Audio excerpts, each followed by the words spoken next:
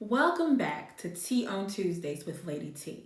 We are continuing the discussion, who am I in this season? As you all know, I'm in the season of empty nesting, preparing for my new normal in a couple of months, trying to take back my identity, learning that I'm so much more than a mother. You may be so much more than a father, a wife, a husband. We're so much more than friends and coworkers. So today, I'm thinking about me, the woman on the other side of the mirror.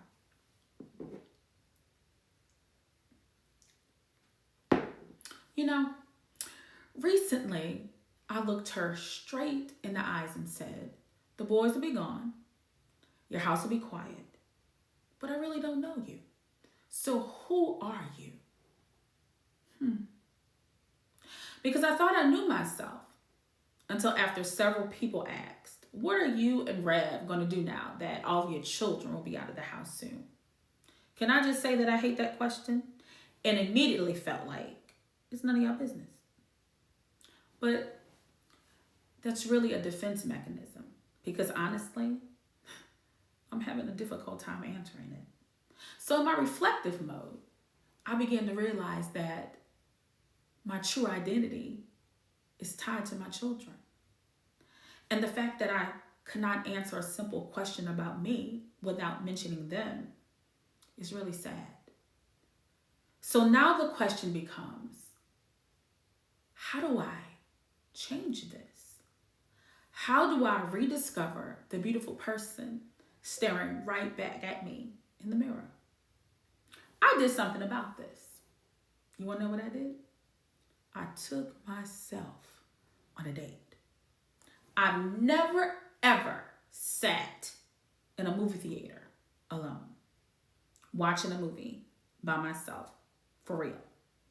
Now, for some of you, that may not be a thing. For me, it was a big deal. And I can say about that experience, I did not like buying my ticket and paying for my own snacks, but I did it.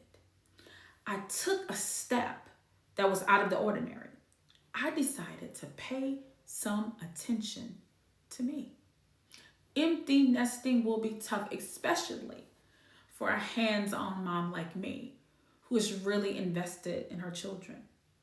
My world has become my children from the moment I wake up until I lay down at night. I can recognize that what I've been doing is so much more than love. It has become an unhealthy obsession. So unhealthy that the thought of them going away to college and work, and not forever, triggered what I thought was asthma attacks. But turned out they were anxiety attacks. But the doctor still gave me some pumps, stronger ones, because I couldn't breathe. And in all that I have going on with the pumps, stronger medicine, God is reminding me of something. My beautiful children, yes, they are gifts, beautiful gifts, but I don't own them. They don't belong to me. They're on borrowed time. And while they are important, I am important too. So here's the tea on this Tuesday.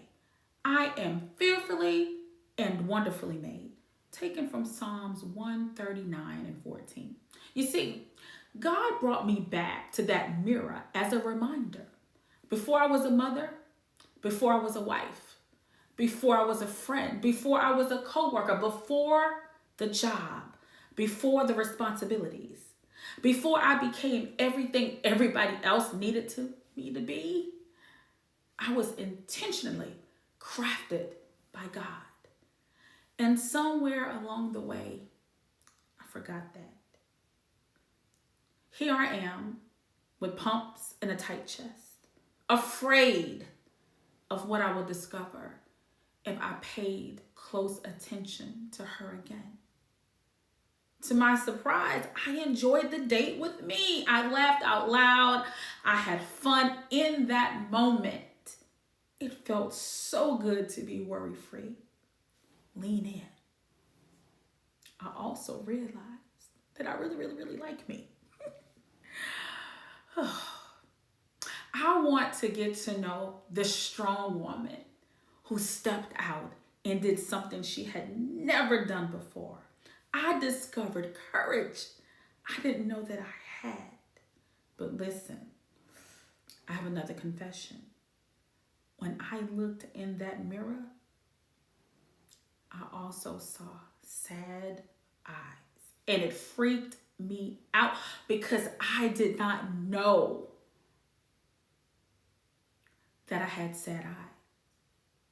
And then I started thinking, how did they become so sad? What happened? And what do I have to do to bring the light back to my eyes? Listen, we must start by paying attention to the person we stopped paying attention to. I am a woman with dreams, visions, gifts, and purpose planted inside of me by my Creator. It doesn't make sense when we really think about it. For skillfully crafted, purposed, and power-filled individuals to be disconnected from ourselves with sad eyes. To bring the light back, we must rediscover who we are in difficult seasons. We must get reacquainted with the person God created before all of the you fill in your blanks. For me, it all started with a first date with someone very, very special. And that person is me.